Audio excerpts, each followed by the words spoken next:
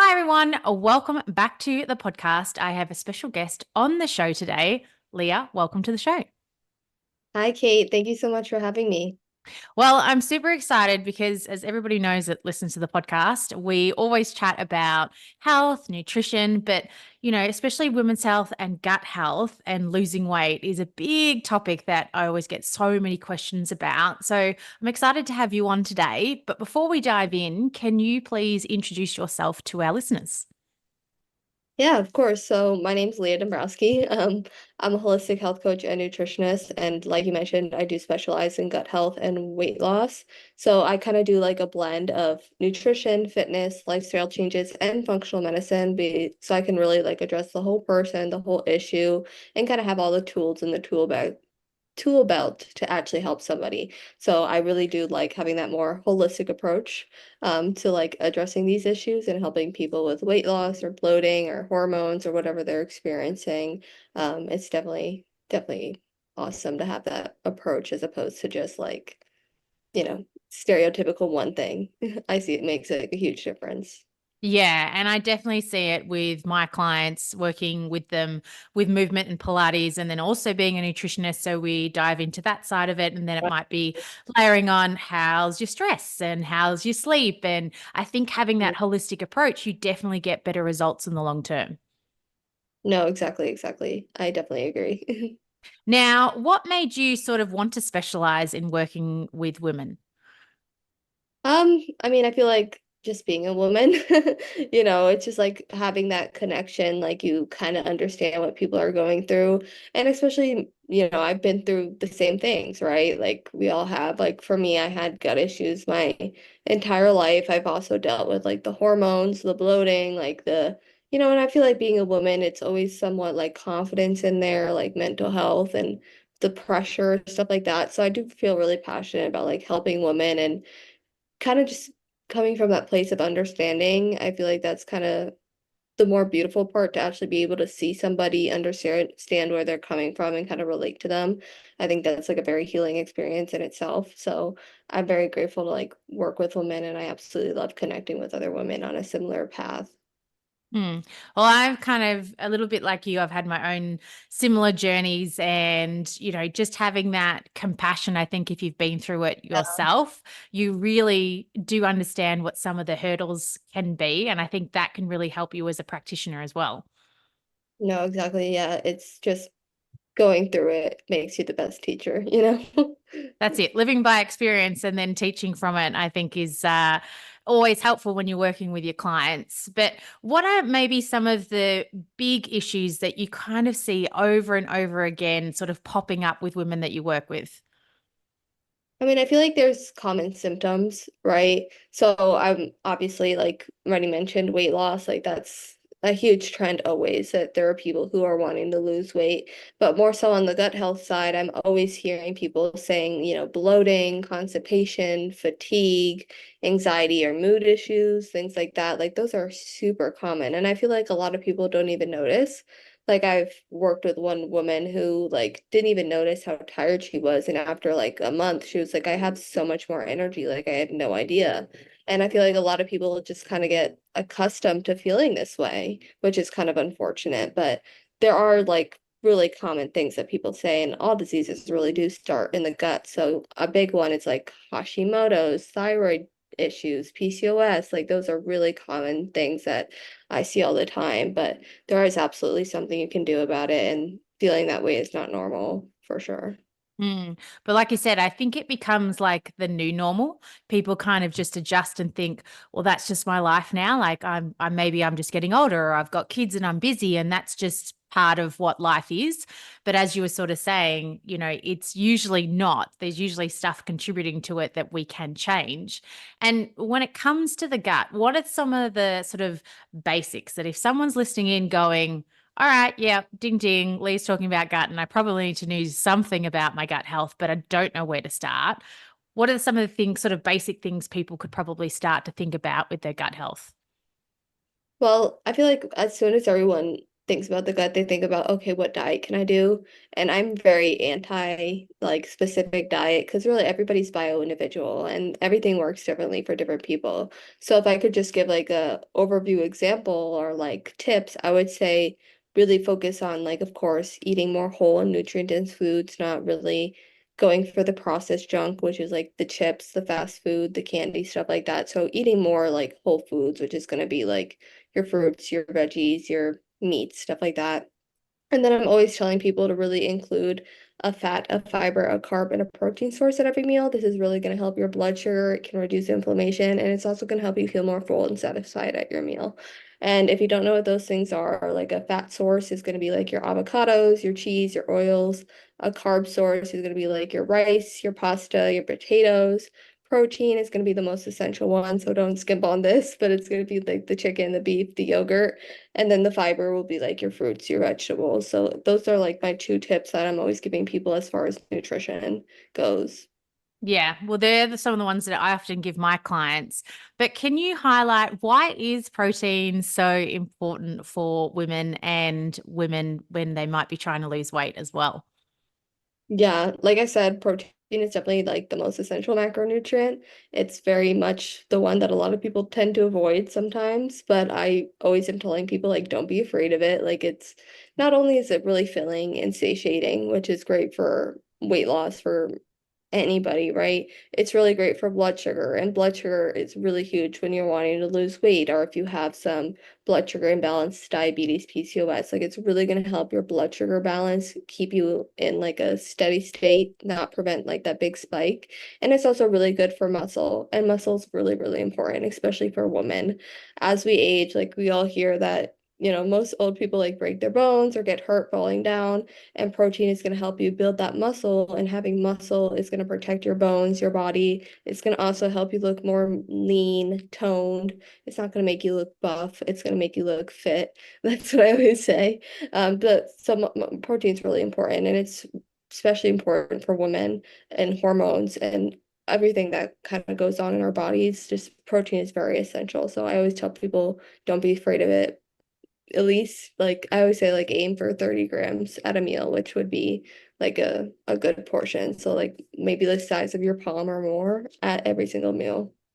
Mm. And people, like you said, I think sometimes they get a bit afraid of protein and they think that if I start eating lots of protein, I'm going to get these massive muscles and it's going to, I'm not going to look very attractive anymore and all of that. But it's definitely not the case when it comes to protein. And, when it comes to exercise, what are your sort of views on where women should be sort of focusing when it comes to exercise? Because I think so many women may have grown up in sort of the cardio era where it's like, yep, just, run as hard as you can and push yourself as hard as you can. And I think we do get to an age where we do need to potentially start to look at adding in resistance training and weight training as well. No, absolutely. I'm not a huge runner.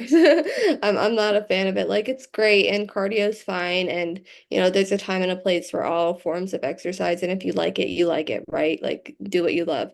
But there is also the like I said, the muscle, and the only way to really build that muscle is through strength training and actually lifting heavy and like go into the gym. So I always say like at least 3 days a week will give you the most bang for your buck. And I think a common misconception is that you have to be in there for like 2 hours, so you have to go every single day. Like absolutely not. I always tell people like it's going to be like the quality of your workout over the quantity. So if you go in like 3 days a week and you give it your all and you're actually getting a quality workout, like that's going to matter way more than if you go every single day. So absolutely going to the gym is huge for anybody. Yeah. And I know myself, like, because having such a background in Pilates and weights tend to be lower, and we do lots of mobility and flexibility work, I've started incorporating more kettlebells into our workouts and adding in heavier weights. And that, definitely has made a difference for some of my clients, just because sometimes people are so busy. They say to me, look, I come to Pilates and I go walking, but I just don't have time to get to the gym. So what else can we add in to your sessions? So I think, people, if they can think outside the box too, if they can't get to a gym, can you get some kettlebells from home? Can you get some weights at home? Where can you add in resistance training just to help build up some of that muscle mass as well? Yeah, absolutely. You can work out anywhere. I think if you know what you're doing, you can totally work out from home. Like you don't even need weights. I know a lot of people do calisthenics, so like other things. Like there's a lot of different options. It's just being creative and, weights aren't like crazy expensive off like Amazon, stuff like that. You can definitely get like a pair and like really work out at home and see results there. Mm. And when it comes to metabolism, I think this is probably another area that maybe people don't think about, but how important is metabolism and should women really be, prioritizing and thinking about that as well? Yeah, of course. I think metabolism kind of people think about it wrong. I always hear that people like to blame the fact that they can't lose weight on their metabolism. They're like, "Oh, my metabolism's just slow." And I'm like people like I feel like people don't really understand what it is. So, I mean, like I think, if you do have a slow metabolism and that is the case, like it is something that can be like supported. Like absolutely. People think their metabolism is just one thing and it's not going to change, but your metabolism adapts. Like your body's smart, your body will adapt to, things that you do to support it. And I think if you do have like the only way to really have that slow metabolism and that I want people to be mindful of is that I would say like 80% or more of the women I work with, I talk to, are actually undernourishing themselves. And that is really, really damaging to your metabolism. Basically, people call it starvation mode, but in nutrition, it's called metabolic adaptation, where your body, like I said, is smart. It's going to adapt to the nutrients, to the calories it is given. And actually, in this state, your body will like hold on to weight, hold on to fat, and then it will slow down your metabolism and adjust. Our body doesn't understand that we have a fridge, that we have Costco, that we have these things available to us. So it is like in a state of fight or flight, and that stress and that overwhelm is gonna make it harder to lose weight. And a lot of women here also experience things like hair loss, like losing their period, gut issues, hormone imbalance. That all comes from undernourishing yourself too.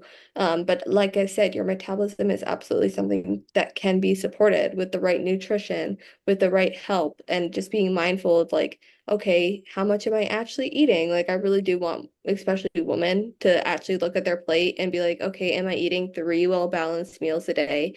Am I avoiding carbs? Am I literally only eating a salad for lunch? Like, really be honest. Like, is it actually enough food? And are you eating enough? Because that's probably the biggest effect that I see on people's metabolism. It's just undernourishing themselves. But like I said, don't freak out. Like it's something that can totally be supported. Yeah, well, I think that's great information because, like you said, I've worked with many women and we start going through what they've been eating, and it really isn't very much at all.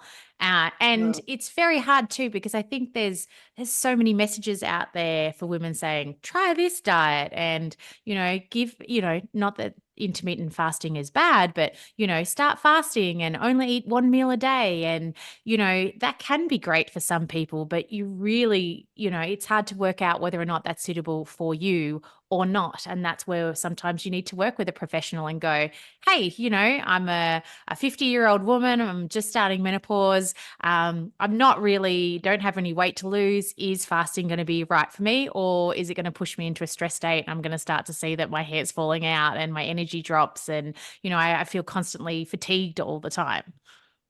Yeah, no, being really mindful and not just starting a random diet just because you see it on the internet is probably like one of the best pieces of advice because I definitely fell in that boat. And I think our generation, like our parents' like everybody's like recent generations have been, like you said, stuck with that diet culture, stuck in this mindset, and like that they think like under eating and eating one meal a day and eating a salad for every meal is like that's cute, like that's fun, that's what we're supposed to be doing. And that's kind of how we've been conditioned. But it's kind of a lot of education that I have to do around like, no, you actually need to eat more. No, your body actually needs carbs. Like they're not the enemy. And just like doing a lot of like education because people do fall in those camps where they feel like they have to try every diet. And I've been there. Like I definitely have. And I've tried a lot of random diets, but they're not sustainable and they're not healthy. And I definitely experienced a lot of the uncomfortable symptoms that I mentioned too.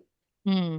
So we've talked about, having 3 meals a day that have a good balance of fat, protein, carbohydrates, and, putting that in. We've talked about adding in weight training as well. What's another sort of, fundamental part of the process if we're looking at trying to potentially lose some weight, but also maintain our gut health at the same time? Yeah, I mean, I know like everything we're talking about sounds basic, but that's kind of like the pillars, right? Like step one, as I like to call it, is foundations. And that's what we're talking about right now. Like that's going to be step one, is going to be eating 3 meals a day, going to be exercising, going to be prioritizing your stress, going to be hydrating yourself, going to be actually sleeping and getting 8 hours of sleep at night.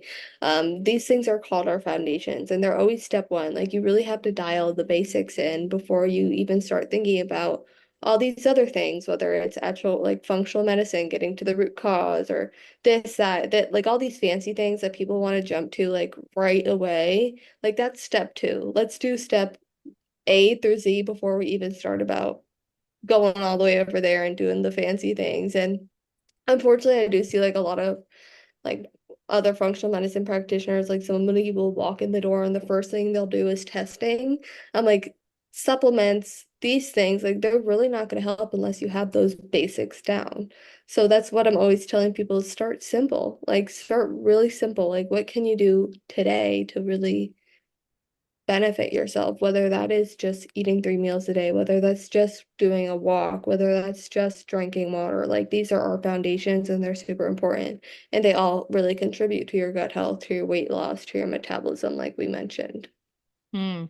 Well, I love that because it's like you said, so many people want to skip over and do the shiny fancy, it might be red light therapy or cold plunging or, and it is all great. But if you haven't dialed in the basics first, then it's not going to work. And the basics, they're there for a reason because they do work really well and they're not sexy. They're very boring. But if you even just, like you said, just start to put in one at a time, just take one step at a time with them, you'll usually see some good results start to come through. No, absolutely. And I think people get overwhelmed because they want to do everything at once. I definitely been there where, you go online and you hear walk 10K steps a day, eat X amount of calories, do this, do that, and it's like overwhelming. And it's like it's again, it's step A through Z. Like let's do step A before like, and that's one thing before we're starting to add a million things. So I think people kind of overcomplicate it and stress themselves out, but it's really just again the basics, doing it slowly, like really like focusing on one thing before you even add in like a billion other things. So just being patient and understanding it's a journey is kind of key. I feel like so many people get so overwhelmed. And as you said, it is about the journey to get there because taking those small steps will help you get to that goal outcome.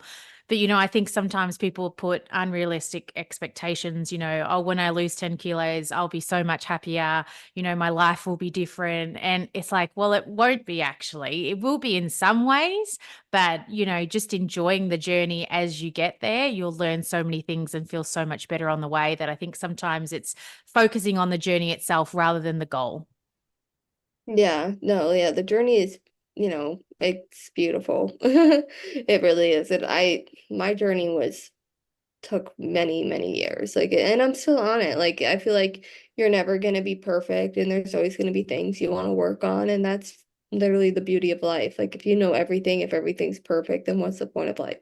So it's just understanding that that is life and there's always going to be something to work on and just loving yourself and understanding that that's just what life is and the purpose of life is to learn and grow. And yeah, I think that's just the beauty of it.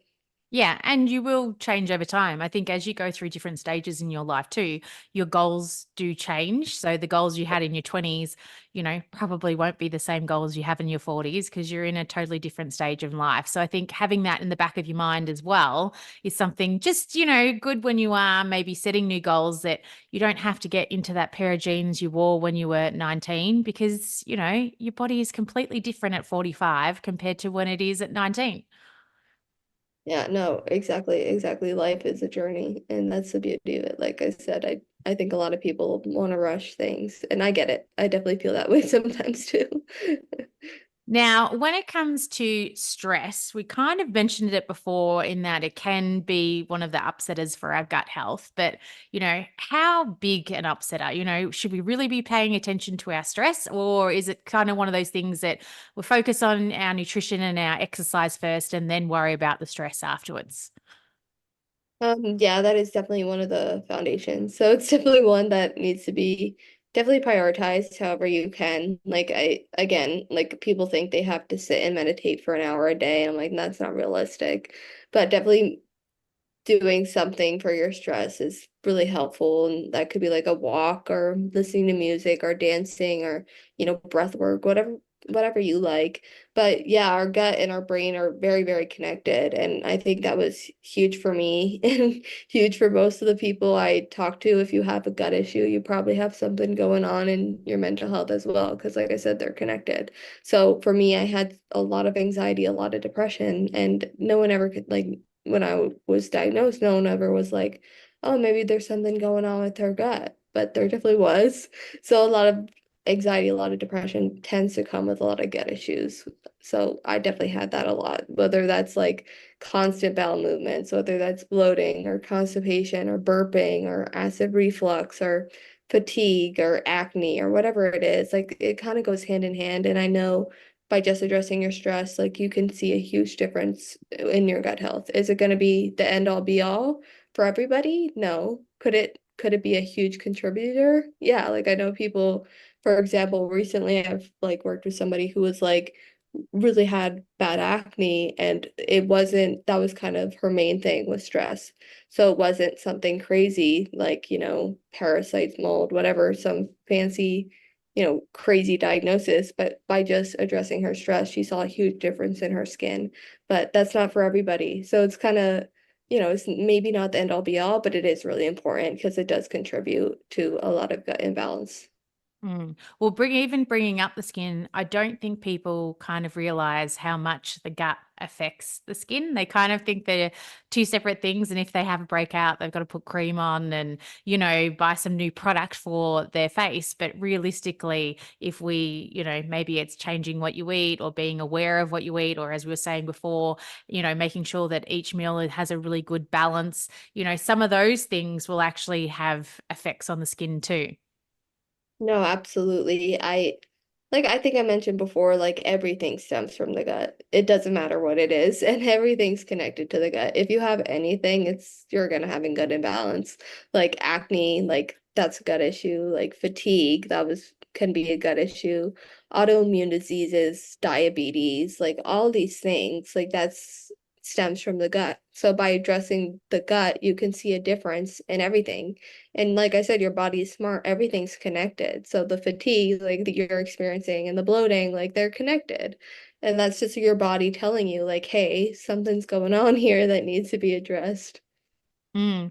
Well, I think it's amazing that more and more research has come out about the gut because, probably 25 years ago, nobody was actually thinking about the gut. So there is a lot more now that people can delve into and find out. But I also think there's a lot of misinformation that can be out there too and get a little bit confusing for people. So, when you're working with people, how do you help them sort of work out, what is true and what isn't true? Yeah, like I'm very grateful for TikTok and Instagram because I didn't have that. And you know, it's a blessing and a curse because it is overwhelming. And I think a lot of people, like I would say, like my two recommendations as far as social media goes are the internet or Reddit, whatever it is like, really be mindful. Like, don't just try a diet just because you see it online and an influencer is doing it. And then the second thing that I see that people make mistakes are buying things that implement influencers promote. A lot of the products you see online, the green powder, the heal your gut with this supplement, the weight loss quick fix, like whatever it is, like it's a marketing scam, like 9.9% out of 10. It's a marketing scam. And a lot of the companies, like I would look at them and I'm like, these have such harmful ingredients in them. Like what's even in this thing? And people are wasting a lot of their time and money trying these random diets, trying these random supplements. And I'm like, please don't do that. Like I definitely, when I first started having gut issues, that was what I did. And I'm like, it was a complete waste of time and money. And you could even start getting like worse or like stayed the same or like not see a difference at all, which is super frustrating. So definitely working with somebody and getting professional help as opposed to listening to somebody on the internet and just doing what everyone else is doing because everyone's different. So actually getting that customized approach is important. Yeah, for sure. And when it comes to potential harmful ingredients, whether or not it's in food or maybe products we put on our skin, are there a few things that you tell people that they should be either avoiding or just really looking out for?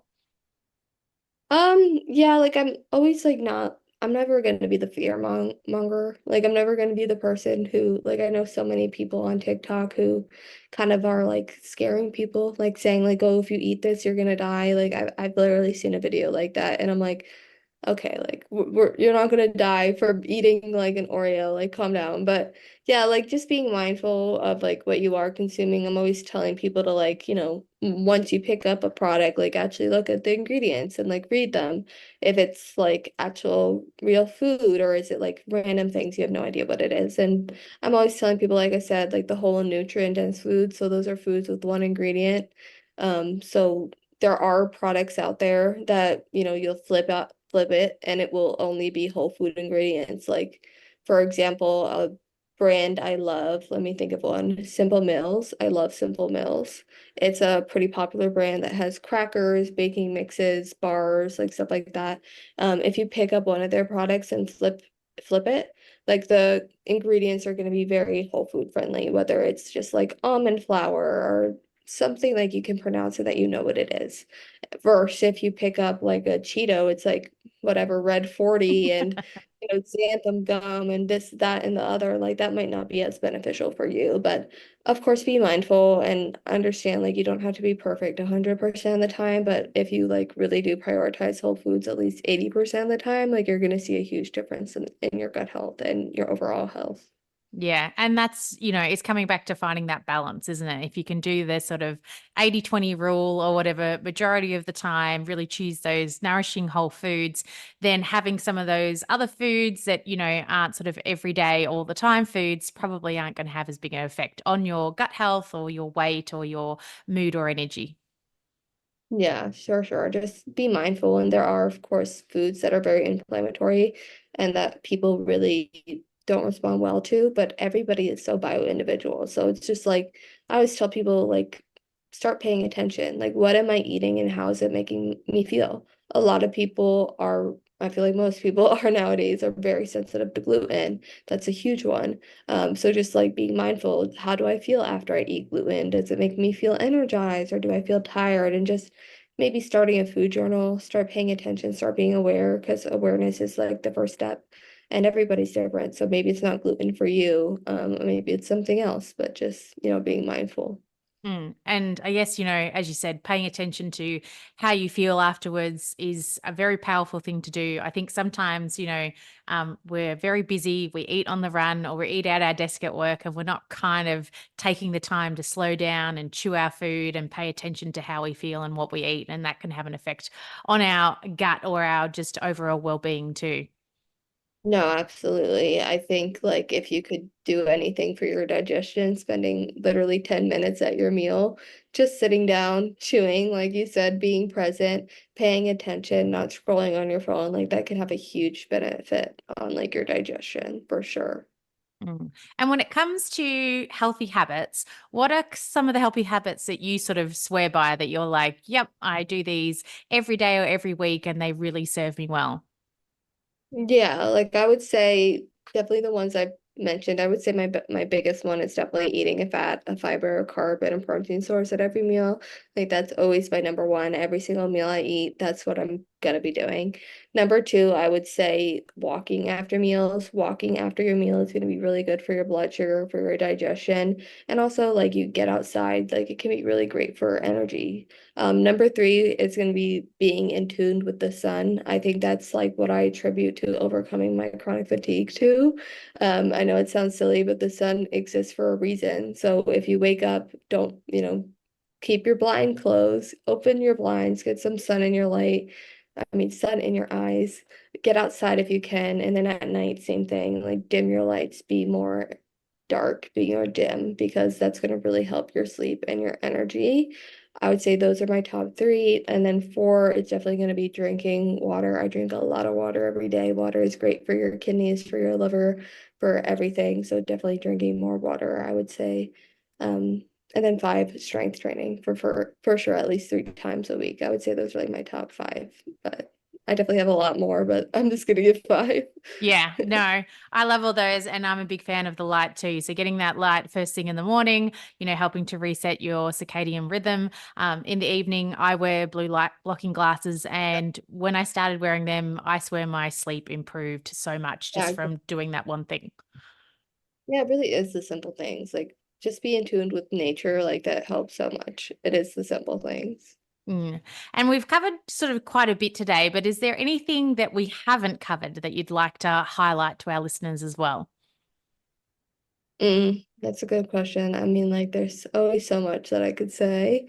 Um, but I'm always telling people like the bloating, the acne, like autoimmune diseases, the PCOS, this, that, the other, like, yes, these things are really common, but they're not normal. And I always like to tell people that they're not crazy and that there's absolutely something you can do about it. Like, trust me, I've been in your shoes. I've been called crazy. I've been called like oh, get over it. It's just hot girl stomach issues. And a lot of women, especially, are very dismissed and not very heard and seen. But, I see you like deeply. I've been in your shoes, and I promise you there's something you can do about it. And it's doesn't have to be lifelong. And I always like to remind people of that because a lot of people resonate with my story and how sick I was. And I'm like, there it was common and people told me that, but it's not normal and there was something going on. So you know your body best and just kind of if you feel like something's wrong, like listen, advocate for yourself and get them some help.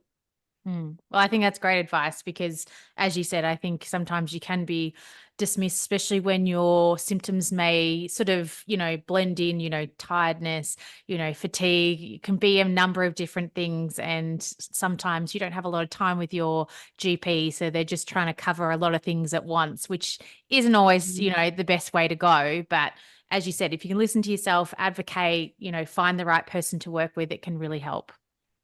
No, absolutely. Definitely listen to your body because symptoms are your body trying to tell you something. And I always like to ask my guests before we finish up if there's just one piece of health advice that you could give right now that once listeners finish listening to this podcast, they could instigate straight away. What would it be? Out of everything.